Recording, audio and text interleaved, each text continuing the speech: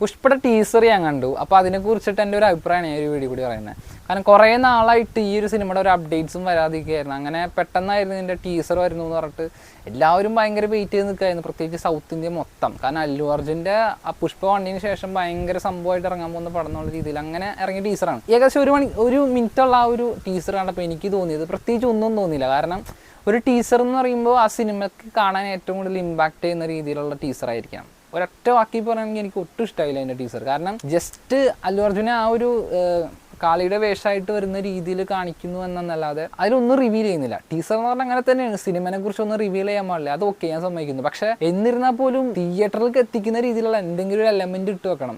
ആ ഒരു ടീസേഴ്സിന്റെ ഏറ്റവും വലിയ സംഭവം അതാ. ഇപ്പൊ ഇതിന്റെ ടീസർ ഇറങ്ങിയതിന്റെ തലേ ദിവസം റസൂൽ പൂക്കുട്ടിയൊക്കെ മിക്സ് ചെയ്ത് ഫൈനൽ മിക്സ് ഇറക്കിയിട്ട് ഈ 1 മിനിറ്റിന്റെ സാധനം ഇറക്കിയെന്ന് പോസ്റ്റ് ഇട്ടിട്ടുണ്ടായിരുന്നു. പേഴ്സണലി എനിക്ക് എന്തിനാണ് ഇത്ര വലിയ മിക്സ് നടത്തിയെന്ന് മനസ്സിലായില്ല. കാരണം ഇതിലെ മ്യൂസിക്കിന് അത്ര ഇമ്പോർട്ടൻ്റ് ഉള്ള ഒരു ടീസർ ഒന്നും ആയിരുന്നില്ല ഇതിൽ. കാരണം മറ്റ് ടീസറുകൾ നമുക്കറിയായിരിക്കും, ഇപ്പോൾ KGF ഇതൊക്കെ ടീസർ എടുത്ത് നോക്കി മൊത്തം വെടി പോകാന്നുള്ള രീതിയിൽ അങ്ങനെ സൗണ്ടിന് അത്ര ഇമ്പോർട്ടൻസ് ഉണ്ട്. ഇത് ചെറിയൊരു സംഭവത്തിനെ ബേസ് ചെയ്തിട്ടുള്ളൊരു ടീസർ. ഒട്ടും ഞാൻ സാറ്റിസ്ഫൈഡ് ആയിരുന്നില്ല ഈ ഒരു ടീസറിൽ. അപ്പോൾ നിങ്ങൾക്ക് ഈ ഒരു സിനിമയെ കുറിച്ച് എനിക്ക് അറിയുമെന്ന് അറിയില്ല. കാരണം പുഷ്പ 2 സാധാരണ ഇപ്പോൾ ഇറങ്ങേണ്ടതായിരുന്നു. ഇപ്പോൾ ഇത് ഈ ഒരു ഇൻഡിപെൻഡൻസ് ഡേക്കല്ലേ ഇതിൻ്റെ റിലീസ് വരുന്നത്. ഇതിൻ്റെ മെയിൻ പ്രശ്നം വെച്ചാൽ KGFന്റെ സക്സസ് ആണ് ഇതിനെല്ലാം വില്ലനായത്. കാരണം KGF 2 1000 കോടിക്ക് മേലെ കളക്ഷൻ പോയി.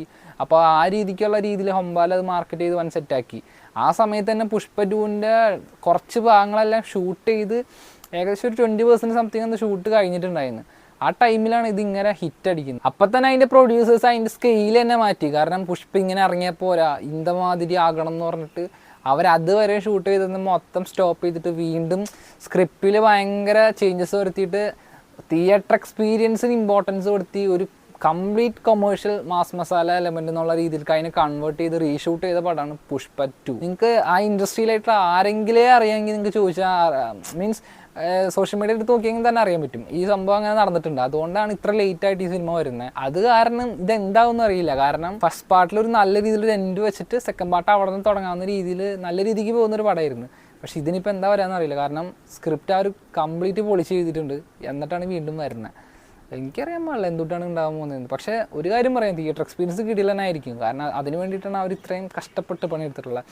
പിന്നെ ടീസറിൽ ഗുണം എടുത്ത് പറയാവുന്നത് ഇതിൻ്റെ ടെക്നിക്കൽ ഡിപ്പാർട്ട്മെൻറ്റ്സ് എല്ലാം കൊള്ളാം. കളർ ഗ്രേഡിങ്, പിന്നെ കോസ്റ്റ്യൂംസ്, പിന്നെ അങ്ങനെ. പക്ഷേ എന്തോ ഒന്നും ഇല്ലാത്ത പോലെ ടീസറിൽ ഒട്ടും ഞാൻ സാറ്റിസ്ഫൈഡ് അല്ല.